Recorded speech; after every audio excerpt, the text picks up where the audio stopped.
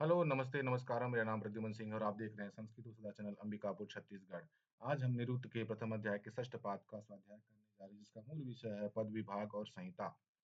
चलिए चर्चा करते हैं पद विभाग का महत्व, मूल श्लोक और विचार पर। तथापि इदमंत्रेण पद विभागो न विद्यते अवसाय पयिते रुद्र मृढ़ एति।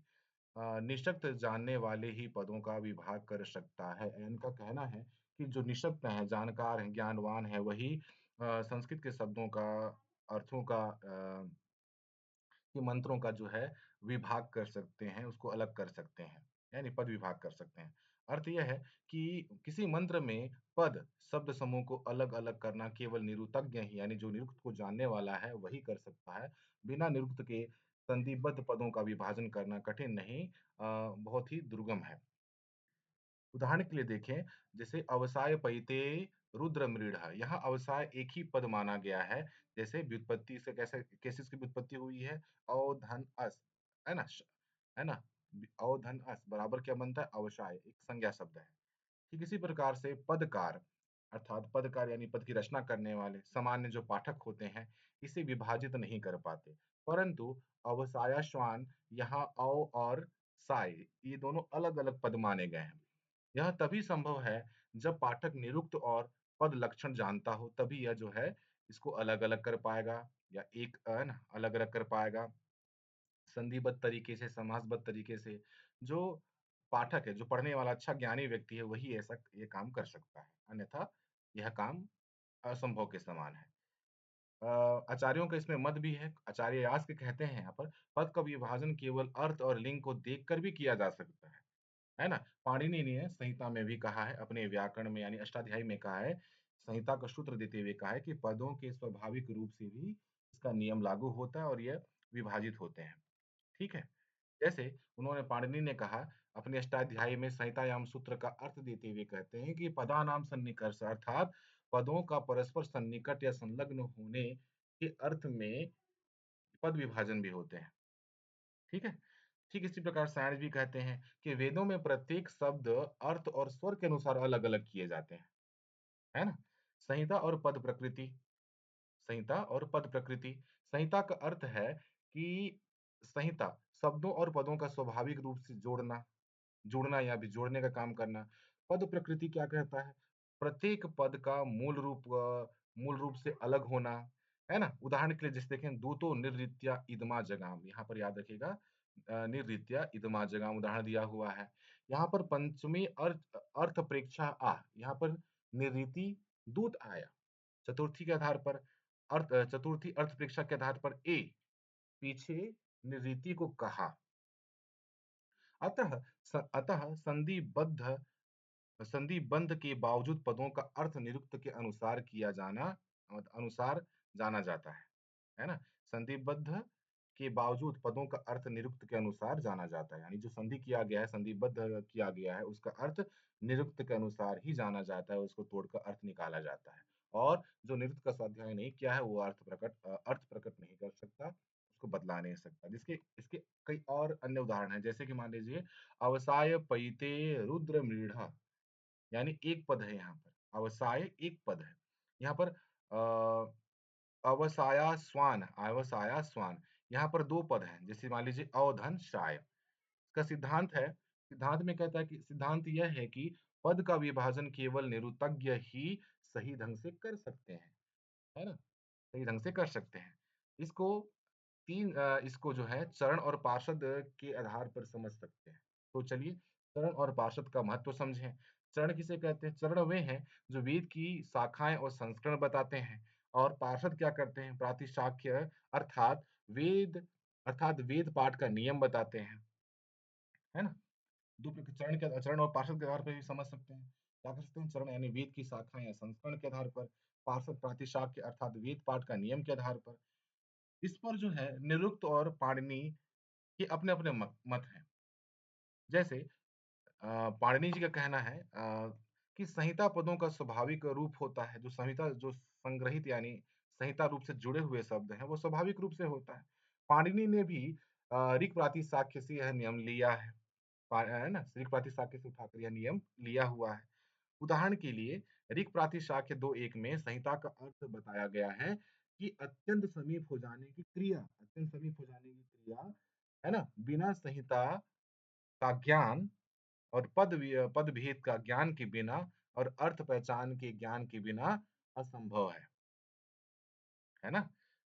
पदों का विभाजन करना असंभव जैसा काम है। क्या कहा गया? अत्यंत के समीप हो जाने की क्रिया, बिना संहिता का ज्ञान होना, पद भेद का और अर्थ पहचान का ज्ञान नहीं होने से ये कार्य असंभव के समान है। कुछ विशेष बातें दिए गए हैं, इसमें विषय और उदाहरण अर्थ और आचार्य मत दिए हुए हैं। चलिए, तो विशेष क्या है? विषय है कि पद विभाग, है ना? उदाहरण के लिए अवसाय, पैते, रुद्रमीढ़ इसका अर्थ है अवसाय एक पद दिया हुआ है, आचार्य मत इसमें दिया है, किस आचार्य ने इसे माना था? तो यास्क ने कहा था कि निरुक्तज्ञ ही यह विभाजन करें, कोई और ना कर सके, है ना? कोई और ना करे। क्योंकि निरुक्तज्ञ निरुक्त को जानने वाले हैं, वही ये काम कर सकते हैं। इसके बाद है विषय दिया है अलग-अलग पद माने जाने वाले, अलग-अलग पद माने जाने वाले, जिसका उदाहरण है अवसायाश्वान, इसका अर्थ है अवधनसाय, 2 पद हो गए। इसके मानने वाले कौन हैं? पाणिनि जी। वह कहते हैं कि संहिता के आधार पर यानी पदों का स्वाभाविक रूप होता है अलग-अलग होना, ठीक है? उसके बाद फिर विषय आता है संहिता दूतो निरृत्या, उदाहरण है इदमा जगाम। इसका अर्थ है कि पंचमी और चतुर्थी से इसका अर्थ को समझा जाए, है ना? किसका मत है ये? सायण जी का, आचार्य सायण जी का अर्थ है मत है कि हम इसको अर्थ और लिंग के अनुसार से पदभेद कर सकते हैं। उसके बाद है चरण और पार्षद के आधार पर समझना विषय है। उदाहरण जैसे कि ऋक् प्रातिशाख्य से लिया गया है ना? इसका अर्थ है वेद शाखा और पाठ का जो नियम है, वह नियम इसमें लागू होते हैं। इसमें जो मत है वह आचार्य पाणिनि जी ने भी इस नियम को लिया है और स्वीकार किया है। तो सारांश में समझें तो पद विभाग केवल निरुक्तज्ञ ही या निरुक्त को जानने वाले और अर्थज्ञानी ही सही ढंग से कर सकते हैं, है ना? दूसरा है संधिबद्ध पदों का विभाजन बिना ज्ञान के कठिन है, दुर्बोध है। और तीसरा कहते हैं संहिता, पदों का स्वाभाविक रूप को जोड़ने का नियम है। संहिता क्या है कि जो पदों का जो स्वाभाविक रूप है, जिसका स्वभाव है, उसी आधार पर ये जुड़ सकता है, ये नियम लागू होता है। चौथा है चरण और पार्षद से वेद के अलग-अलग संस्करणों में पद और अर्थ की रक्षा होती है ना? चरण और पार्षद से वेद जो है वो अलग-अलग संस्करणों में, अलग-अलग भागों में पद और अर्थ की रक्षा की जाती है। ठीक है? आगे चलकर देखा जाता है कि आगे यास्काचार्य अर्थ ज्ञान और अर्थ अज्ञान वाणी की उपमा, है ना? वाणी की उपमा और देवताजन्य मंत्रों के लक्षण की चर्चा करते हैं। ठीक है? जैसे दिया हुआ है देवता और मंत्र का संबंध देवत लिंग की पहचान। अथापि याज्ञे देवतेन अथापि याज्ञे देवतेन बहवः प्रदेशा भवन्ति। तद् एतेन उपेक्षितव्यं ते चेद् ब्रूयुः लिंगज्ञाः अत्र स्मः इति।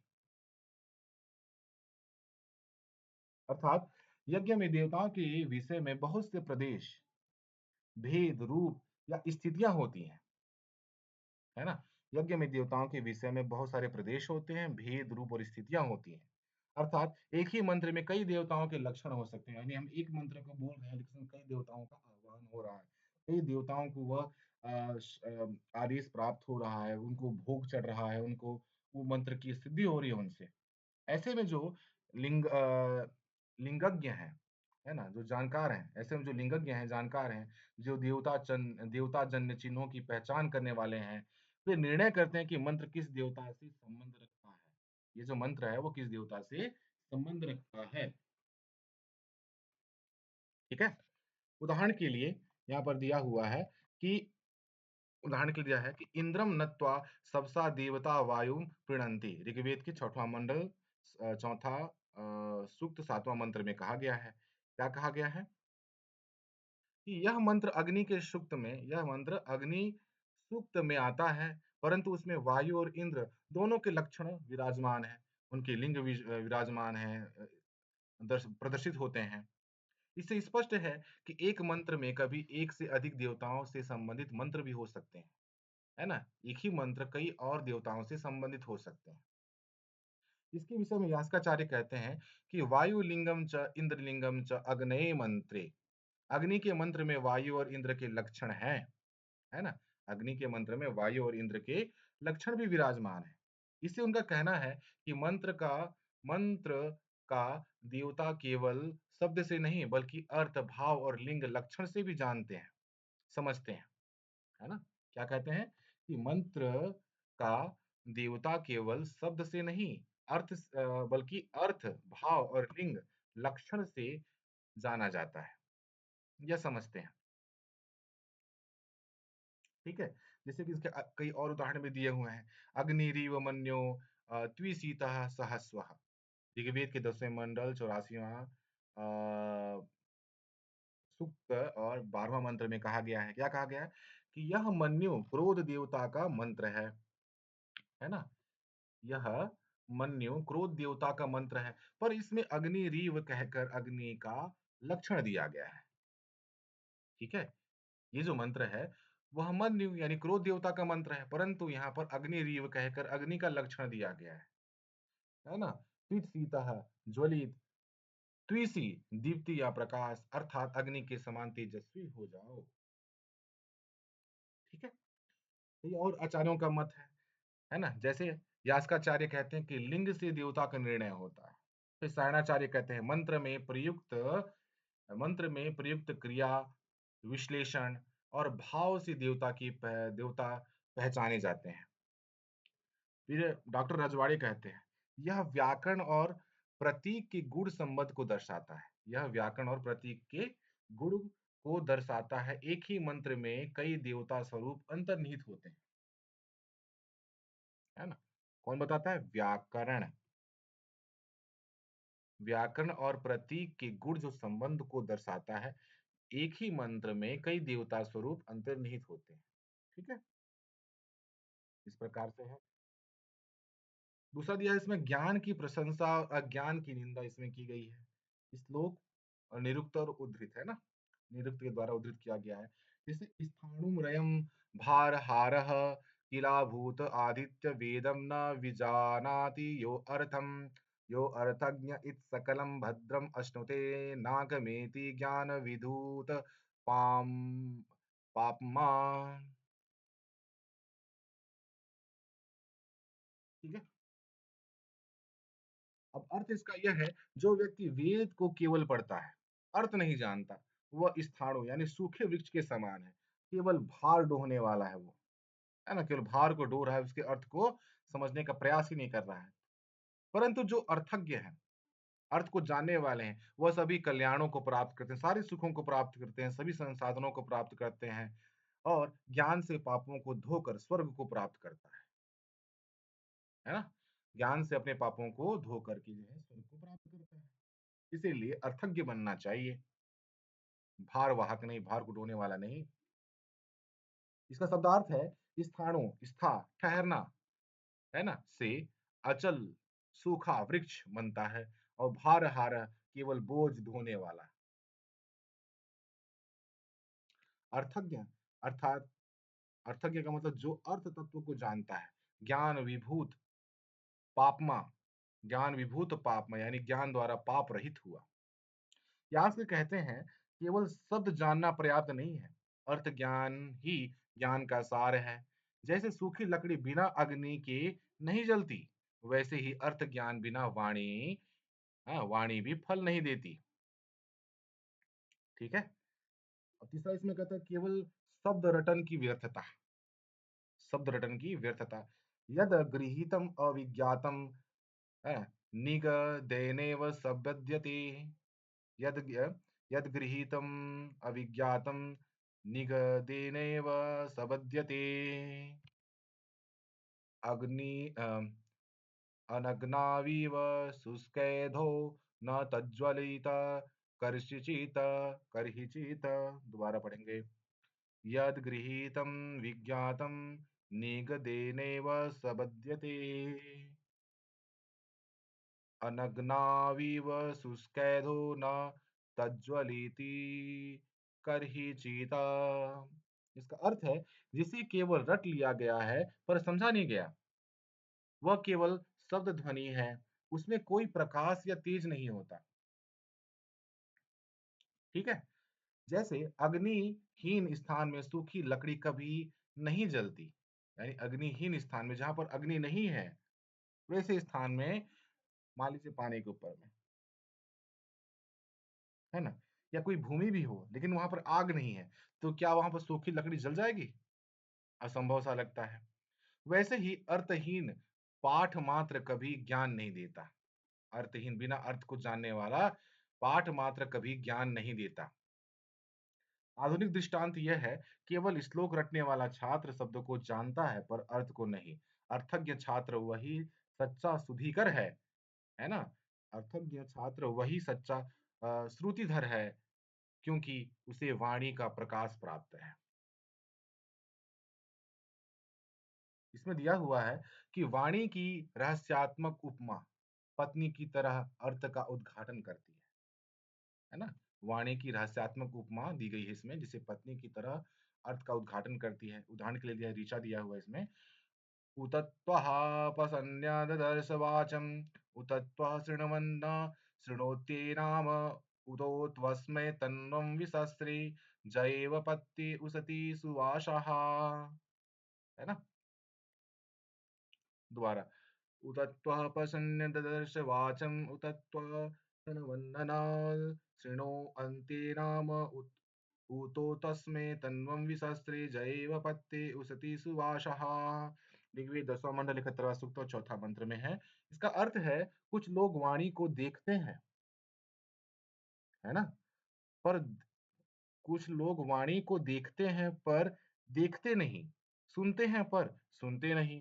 अर्थात वे शब्द तो ग्रहण करते हैं पर अर्थ का बोध नहीं कर पाते, नहीं समझ पाते, है ना? अर्थ का बोध नहीं करते। परंतु अर्थज्ञ पुरुष के लिए भी दिया गया है इसमें, परंतु अर्थज्ञ पुरुष के लिए वाणी स्वयं तनुम विसस्त्री, जो अर्थ को जानने वाला जो विद्वान व्यक्ति है ना? इसलिए कहा गया है कि परंतु जो अर्थज्ञ पुरुष के लिए, जो अर्थवान अर्थ को जानने वाला पुरुष है, उसके लिए कहा गया है वाणीम स्वयं तनुम विसस्रे, अर्थात स्वयं को प्रकट करती है ना? अर्थात स्वयं को प्रकट करती है, जैसे सुशोभित वेश वाली पत्नी, सुशोभित वेश वाली पत्नी ऋतु काल में अपने पति के लिए स्वयं को प्रकट करती, यानी जो वाणी है वह स्वयं को प्रकट करती है। कैसे? जैसे कोई सुशोभित पत्नी है, वेश वाली सुंदर पत्नी है, ऋतु काल में अपने पति के लिए स्वयं को प्रकट करती है, प्रदर्शित करती है। इसी प्रकार से ज्ञान भी है ना? वाणी भी अपने आप को प्रकट करती है।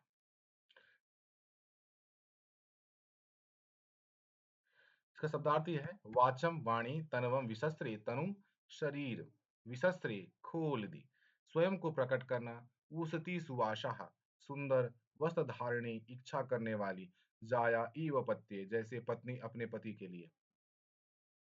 इसका भावार्थ यह है कि वाणी स्त्री के समान है, वह केवल योग्य व्यक्ति यानी अर्थज्ञ जो जानने वाला है, अर्थ को जानने वाला है, के लिए अपने अर्थ का प्रकाश करती है। अयोग्य अविद्वान के लिए वह हमेशा गुप्त बनी रहती है ना? इसमें कई आचार्यों का मत है। यास्काचार्य कहते हैं कि यह अर्थज्ञ की प्रशंसा और अर्थ अज्ञान की निंदा दोनों का उदाहरण है। सायणाचार्य कहते हैं, वाणी यहाँ देवी स्वरूपा है जो केवल तपस्वी ज्ञानी के लिए खुलती है। और डॉक्टर राजवाड़े कहते हैं, यह वाणी का प्रतीकात्मक रहस्य का सूचक है। शब्द और अर्थ का योग केवल अनुभूति से होता है, पाठ से नहीं। निष्कर्ष है, संक्षिप्त तरीका में दिया है। विषय संस्कृत उद्धरण और मुख्य भाव और आचार्यों का मत, इसके बारे में जानते हैं। तो पहला विषय क्या दिया हुआ है? देवता लिंग पहचान, है ना? उदाहरण दिया हुआ है, इंद्रम नत्वा सबशा, है ना? इसका अर्थ है, एक मंत्र में अनेक देवताओं के लक्षण हो सकते हैं। किसका मत है? आचार्य यास्काचार्य जी का। फिर विषय है ज्ञान की प्रशंसा, है ना? इसका उदाहरण है, यो अर्थज्ञ इत संकलम भद्र मसनुते, है ना? यो अर्थज्ञ इत संकलम भद्र मसनुते। इसका अनुवाद है कि अर्थ ज्ञान ही कल्याणदायक है। किसका मत है ये? आचार्य यास्क जी का। रटन की निंदा, रटन की निंदा इसका उदाहरण है, यद गृहीतम अविज्ञातम, अर्थ है केवल पठन नहीं समझ भी आवश्यक है। किसका मत है ये? आचार्य यास्क जी का। वाणी की उपमा, उतत्वः उदाहरण दिया है, उतत्वः पश्यन् ददर्श वाचम्। इसका अर्थ है वाणी ज्ञानी के लिए स्वयं खुलती है। वाणी ज्ञानी के लिए स्वयं खुलती है। इसका उदाहरण है यास्क और सायन, दोनों का इसमें समर्थन है। ठीक है। प्रतीकात्मक अर्थ है, इसका उदाहरण है जाया ईव पत्ये। इसका अनुवाद है वाणी देवी, वाणी देवी अर्थ ज्ञान पति। वाणी क्या है? देवी है, अर्थ ज्ञान क्या है? पति। इसका किसने उदाहरण दिया है? यानी मत दिया है, सायणाचार्य जी ने दिया है। और इसमें कहता है कि शब्दार्थ विवेचन, विषय क्या है? शब्दार्थ विवेचन। उदाहरण है स्थाणु तिष्ठते। अर्थ है कि बिना पाठ स्थूल है ना? अर्थ के बिना पाठ स्थूल है, खड़ा मतलब स्थिर है, सूखी लकड़ी के समान है। कौन कह रहा है? इसका उदाहरण दे रहे हैं यास्क जी कह रहे हैं। इसका सार तत्व के बारे में समझें। सार तत्व क्या है? सार तत्व कहता है कि शब्दों अर्थ बिना अमृतः, शब्दों अर्थ बिना अमृत, यानी शब्द जो है अर्थ के बिना मृत यानी मरा हुआ है, मृत के समान, यानी अर्थ के बिना शब्द मृत के समान है, मरा हुए के समान है। यास्काचार्य का इसमें संदेश है। यास्काचार्य जी अपना संदेश देते हैं, कहते हैं कि वाणी का उद्देश्य अर्थ है। वाणी ज्ञानी के लिए स्वयं को प्रकट करती है, अज्ञानी के लिए वह केवल ध्वनि मात्र है। इसमें कहता है वाणी और अर्थ ज्ञान की चर्चा की गई है। क्या क्या की गई है? मूल भाव इसका यह है कि अपि एकः पश्यन् न पश्यति वाचम् अपि च शृण्वन् न शृणोति एनम्। अर्थात कुछ लोग वाणी शब्द को देखते हैं पर अर्थ नहीं देखते, सुनते हैं पर समझते नहीं हैं। ऐसे लोगों को अविद्वान कहा गया, अर्थात जो केवल शब्द सुनता है पर अर्थ नहीं जानता है। यास्काचार्य जी अपनी टिप्पणी रखते हैं, इसमें अपना मत रखते हैं, कहते हैं कि अविद्वांसम आह अर्धम, अविद्वांसम आह अर्धम, आधा मूर्ख। यहाँ वाणी और अर्थ का संबंध प्रकाशनम यानी प्रकाशनम रूप में लिया गया है। जैसे ज्ञान स्वयं को प्रकाशित करता है, वैसे ही वाणी भी अर्थ को प्रकाशित कर दी है। इसमें दूसरा दिया है वाणी की उपमा जाया पत्नी के समान में। जाया मतलब पत्नी होता है। उपमा है ना? उपमा उत्तमया वाचा जाया इव पत्नी कामायमाना सुवसा ऋतुकालेषु। है ना? अर्थ वाणी की उपमा देते हुए, वाणी को उपमा देते हुए कहते हैं। क्या देते हुए? कि वाणी की उपमा उस पत्नी से दी गई है जो ऋतुकाल में पति के प्रति अपनी आकांक्षी होकर स्वयं को प्रकट करती है। वैसे ही जब अर्थज्ञ पुरुष वाणी से संबद्ध होता है, तो अर्थ स्वयं उद्घाटित होता है। उदाहरण के लिए यथा स एनाम पश्यति स शृणोति। जैसे पति पत्नी को देखता है वैसे सुनता है ना? जैसे पति पत्नी को देखता है और सुनता है, यह अर्थ ज्ञान की प्रशंसा यानी अर्थज्ञ प्रशंसा है। तीसरा दिया हुआ है झूठे कवि की निंदा और सच्चे कवि की यहाँ पर प्रशंसा की गई है। यहाँ कहा गया है ऋचा में उतत्तम शक्य स्थिर पीतर माहुर्नयनम, है ना? हिन्वन्त्यपि वाजिनेषु अंधेन्वाचरति मायेश वाचं शुश्रुवाम् अफलां पुष्पाम। इसको गा सकते हैं। उतोत्तम सख्ये स्थिरपीतुम् आहुर्नयनं हिन्वन्त्यपि वाजिनेषु अधीन्वाचरति माययेष वाचं शुश्रुवाम् अफलां पुष्पाम। पुष्पम इसका अर्थ दिया हुआ है कब? पारंपरिक अर्थ निरुक्त निघंटु परंपरा में, यानी पारंपरिक जोड़ दिया गया है निघंटु, निरुक्त और निघंटु परंपरा में क्या कहा गया है कि कुछ कवि वाणी के सच्चे मित्र होते हैं। जो कुछ कवि होते हैं वो वाणी के सच्चे मित्र होते हैं, जैसे जिनका ज्ञान स्थिर होता है, स्थिर पीतम, है ना?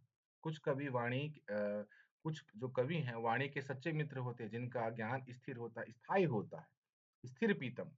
वे कठिन शब्दों में भी विचलित नहीं होते, पर कुछ लोग धेनु विहीन अर्थात अर्धरहित वाणी का उपयोग करते हैं। धेनु विहीन यानी धेनु के समान होते हैं, यानी कि अर्थ विरहित, जो अर्थ के बिना वाणी का उपयोग करते हैं, उनकी वाणी फल रहित यानी बिना फल को प्राप्त करने वाली और पुष्प रहित बिना फूल को प्राप्त करने वाली होती है ना? सुगंध को प्राप्त करने वाली होती है। यहाँ पर यास्काचार्य कहते हैं अधेनवा ही एस चरति माया वाक् प्रतिरूपया। यह व्यक्ति माया से वाणी के भ्रम में चलता है ना? ये जो व्यक्ति है माया से वाणी के भ्रम में चलता है, लेकिन प्राप्त नहीं कर पाता। यहाँ पर श्री राजवाड़ी का मत है, वो कहते हैं कि यह पूरी ऋचा झूठे कवि के विषय में है।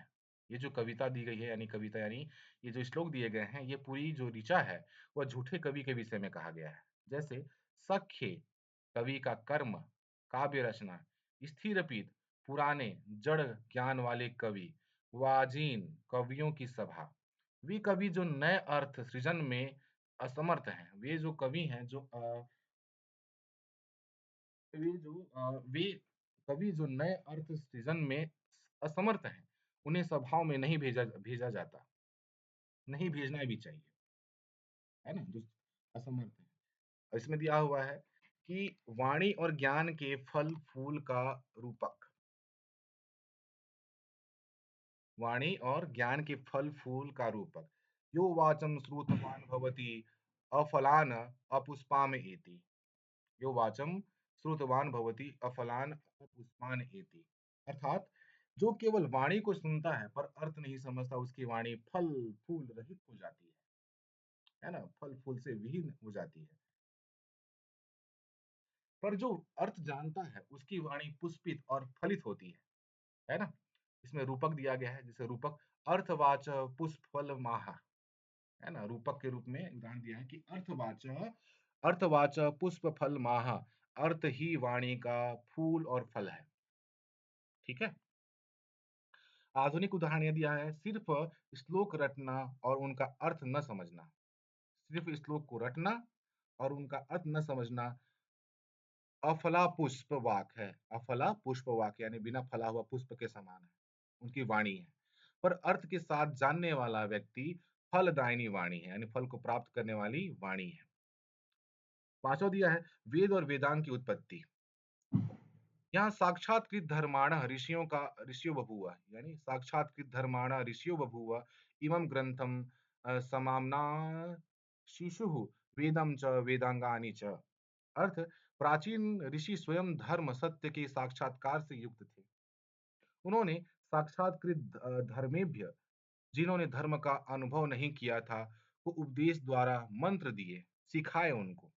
बाद में उपदेश परंपरा को व्यवस्थित करने के लिए लोगों ने वेद और वेदांग बनाए। बिल्म का अर्थ है यहाँ पर कि बिल्म का अर्थ है कि भेदन, विभाजन या भाषण या प्रकाश करना, है ना? भेदन, विभाजन या भाषण या प्रकाशन करना। अर्थात ज्ञान के विभाजन और प्रकाश के लिए वेदांग जो है रचे गए हैं। ठीक है? डॉक्टर बेलवलकर का मत है इसमें डॉक्टर बेलवलकर का मत है कहते हैं कि यास्काचार्य के इस उद्धरण से तीन अवस्थाएं प्रकट होती हैं। पहला साक्षात्कार युग जब ज्ञान प्रत्यक्ष था और दूसरा है उपदेश युग जब गुरु शिष्य परंपरा चली। तीसरा है शास्त्रीय युग जब वेद और वेदांग ग्रंथ रूप में व्यवस्थित हुए। डॉक्टर स्वरूप का मत है कि वेदांग शब्द से यास्क का अभिप्राय ब्राह्मण ग्रंथ है क्योंकि कुछ वेदांग यास्क के बाद बने हैं, है ना? कुछ जो वेदांग ग्रंथ जो है वो बाद में बने हैं, ठीक है? कुछ वेदांग जो है वो यास्क के बाद बने हैं, ठीक है? ओके। तो यहाँ पर अगला कहा जा रहा है कि नैघंटुक और नैगम नामों का विवेचन। यहाँ पर नैघंटुक और नैगम नामों का विवेचन किया जा रहा है, ठीक है? वो कहते हैं एतावन्तः समान कर्माणो धातवः, है ना? तद यानि नामानि प्राधान्य स्तुति नाम देवतानां तद देवतम। अर्थात नैघंटुक देवताओं के प्रमुख नामों का संग्रह। उदाहरण के लिए अश्वम नत्वा वारवंतम, अश्वम नत्वा वारवंतम उदाहरण के लिए दिया है। यहाँ अश्व शब्द अग्नि के लिए प्रयुक्त हुआ है क्योंकि अग्नि का गुण गमन गति है। नैगम का मतलब होता है जहाँ शब्दों का अर्थ प्रसंगानुसार बदलता है वह नैगम कहलाता है। ठीक है, जहाँ शब्दों का अर्थ प्रसंगानुसार बदलता रहता है वह नैगम कहलाता है। इसका अर्थ है मुख्य देवता के, है ना? मुख्य देवता के नाम देवत कहलाते हैं।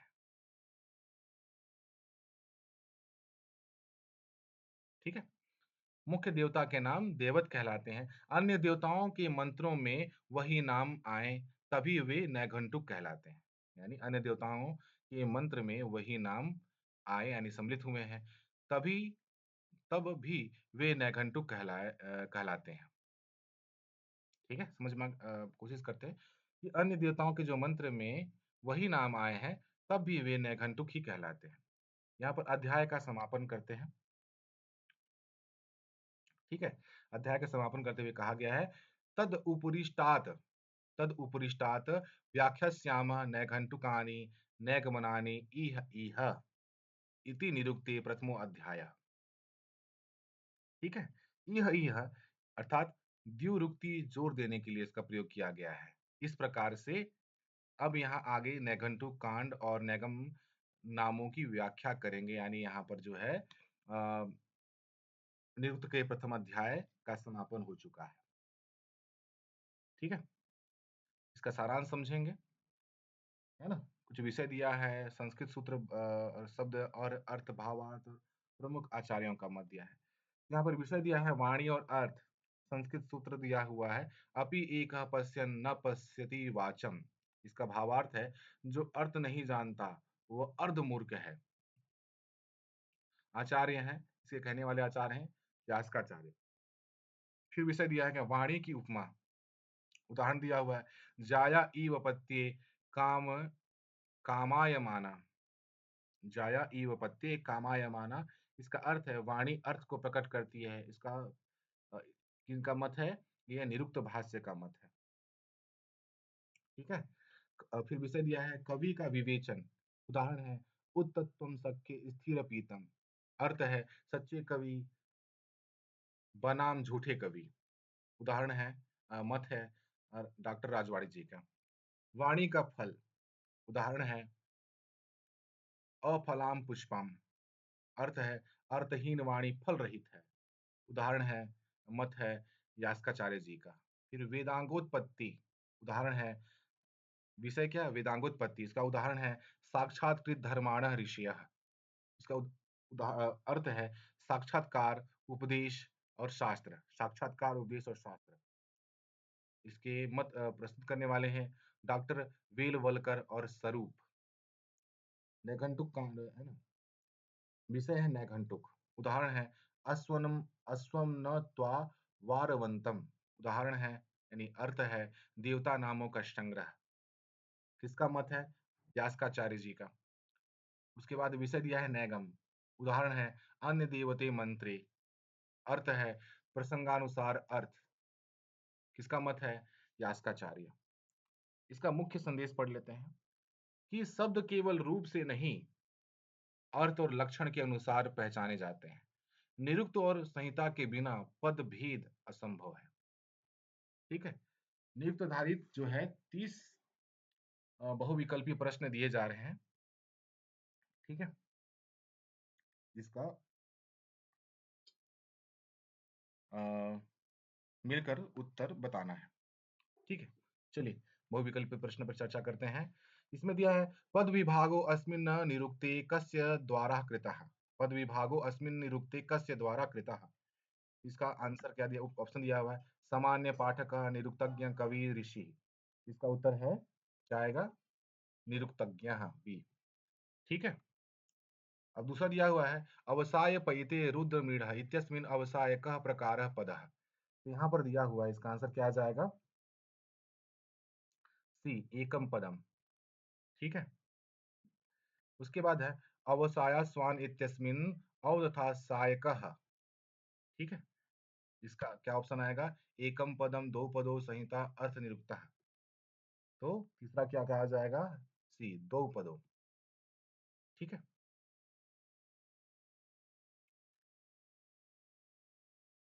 उसके बाद चौथा दिया हुआ है संहिता इत्यस्मिन् कस्य रूपेण अर्थः। संहिता इत्यस्मिन् कस्य रूपेण अर्थः का दिया हुआ है क्या? आंसर क्या आएगा? पदानां स्वाभाविक रूपेण संयोगः। उसके बाद पांचवा प्रश्न दिया हुआ है पद प्रकृति इत्यस्मिन्यः सूचयति। पद प्रकृति इत्यस्मिन्नयः सूचयति। ठीक है? इसका आंसर क्या है? पहला संहिता दिया हुआ है, दूसरा दिया है प्रत्येक पदस्य मूल रूपम, केवल अर्थम, केवल वर्ण। इसका आंसर हो जाएगा पांचवा का भी प्रत्येक पदस्य मूल रूपम। फिर छठवां प्रश्न दिया हुआ है, दूतो निर्रीत्या इदमा जगाम इत्यस्मिन् पंचमी अर्थप्रेक्षा निर्दिशति। इसका आंसर क्या होगा? इसका आंसर होगा बी आह। सातवां दिया है, संहिता चरण पार्षद इत्येषु चरण किमर्थम। है ना, सातवां का। तो इसका है वेद शाखा मंत्रार्थ, है ना, या निरुक्त या धातु। तो सातवां का क्या आंसर हो जाएगा? सातवां का आंसर जाएगा वेद शाखा। ठीक है। इसके बाद आठवां प्रश्न है, निरुक्तज्ञ बिना पद विभाग संभव। निरुक्तज्ञ बिना पद विभाग संभव। इसका आंसर क्या है? बी असंभवम। ठीक है। फिर नवां प्रश्न दिया हुआ है, पाणिनि इत्यस्मिन् संहिता निर्दिशति। क्या है? केवल वर्ण शब्दानाम स्वाभाविक रूपेण संयोग अर्थार्थ या धातु विशेष। इसका आंसर दिया हुआ है क्या नौवां का? बी शब्दानाम स्वाभाविक रूपेण संयोग। दसवां प्रश्न दिया हुआ है, अवसाय शब्द से व्युत्पत्ति कथम। अवसाय शब्द से व्युत्पत्ति कथम, कैसे? तो इसका आंसर आ जाएगा दसवां का अवधन असंज्ञा। ठीक है। अब जो 11वां से और 20वां 11 से 20 जो प्रश्न दिया है वो यज्ञ कर्म और देवता के आधार पर दिया गया है। ठीक है। चलिए चर्चा करते हैं।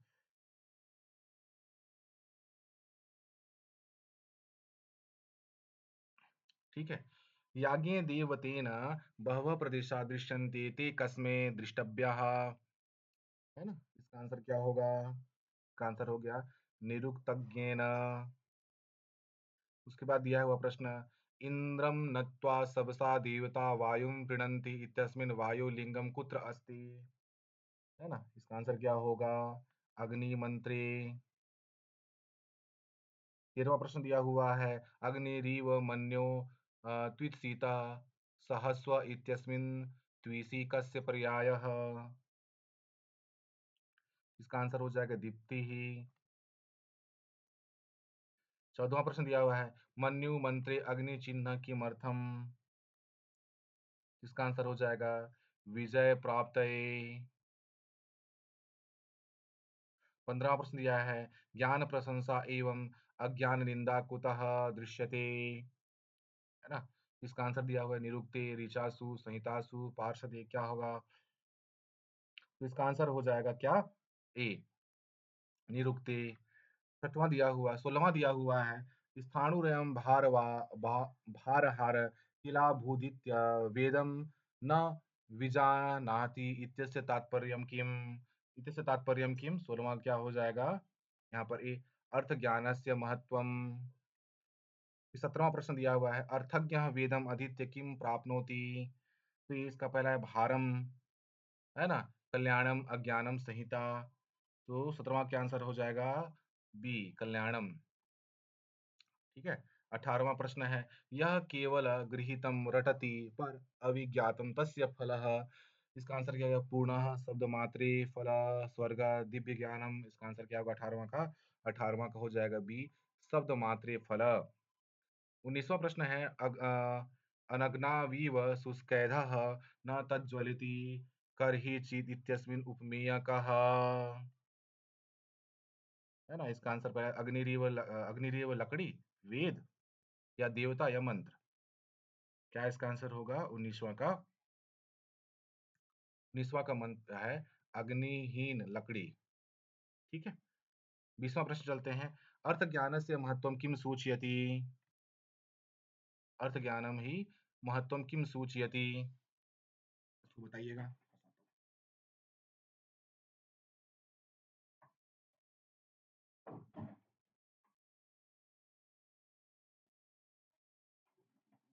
ठीक है।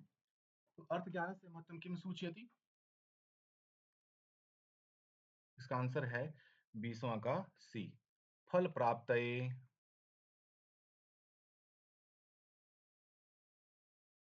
अब 21 से 30 जो प्रश्न है, ऋचासु अर्थ प्रकाशन, ऋचाओं के अर्थ प्रकाशन के लिए प्रश्न पूछे गए हैं। चलिए, पहला प्रश्न दिया हुआ है कि उतो त्वः पश्यन् ददर्श वाचम् इत्यस्मिन् का अर्थ प्रकाशः। इसका आंसर क्या होगा? सीधी सी बात है, अर्थ प्रकाशन होगा। ठीक है,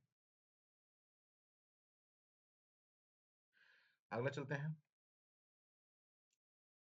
22वां प्रश्न है, अर्थज्ञस्य प्रशंसा कुतः दृश्यते? अर्थज्ञस्य प्रशंसा कुतः दृश्यते? इसका आंसर क्या है? 22वां का 22वां का है बी, ऋचाशु। ठीक है, अगला चलते हैं। 23वां प्रश्न है, आधा अर्थज्ञ एवं आधा अविद्वान का उदाहरण। आधा अर्थज्ञ एवं आधा अविद्वान का उदाहरण। इसका आंसर क्या होगा? इसका आंसर हो गया ए, ऋचाशु। ठीक है, इसके बाद है 24वां प्रश्न, स्थिर पीतम कस्य गुणः सूचयति? इसका आंसर क्या होगा? इसका आंसर हो गया ए, स्थिर ज्ञानम। ठीक है, इसके बाद नीचे चलते हैं। 25वां प्रश्न, वाजिनेषु शब्दस्य अर्थ। वाजिनेषु शब्दस्य अर्थ किम? इसका आंसर होगा सभा। 26वां प्रश्न है, अफलम अपुष्पाम वाचम किम सूचयति? अफलम अपुष्पां वाचम किम सूचयति? इसका आंसर होगा 26वां का ए, फलहीन वाणी। 27वां प्रश्न है, वाणी का फल फूल किमर्थम? वाणी का फल फूल किमर्थम? इसका आंसर क्या होगा? 27 का 27 का हो जाएगा यज्ञ देवता के ज्ञान हेतु। ठीक है, चलिए। 28वां प्रश्न है, साक्षात्कृत धर्माणः ऋषयः इत्यस्मिन् कः सूच्यते? साक्षात्कृत धर्माणः ऋषयः इत्यस्मिन् कः सूच्यते? इसका आंसर क्या होगा? इसका आंसर हो गया ऋषि गण साक्षात्कारिणः। 29वां प्रश्न है कि एतावन्तः समान कर्माणो धातवः कथं व्याख्यायते? एतावन्तः समान कर्माणो धातवः कथं व्याख्यायते? इसका अर्थ होगा, आंसर होगा ए, समान अर्थ वाले धातु। इसके बाद 30वां प्रश्न है कि नाम प्रधान स्तुति वाले देवता का, नाम प्रधान स्तुति वाले देवता का, यानी नाम प्रधान स्तुति वाले देवता कौन है? इसका आंसर है दैवत। ठीक है, क्या है? दैवत। इस प्रकार से हमारा निरुक्त का प्रथम अध्याय का षष्ठ पाठ समाप्त होता है, अर्थात निरुक्त का प्रथम अध्याय समाप्त होता है। आपको आप अपनी बातें जो है आप कमेंट सेक्शन में रख सकते हैं, अपनी बातें बता सकते हैं और अपने विचार रख सकते हैं। आज के लिए इतना ही, धन्यवाद। क्लास की समाप्ति की जाए।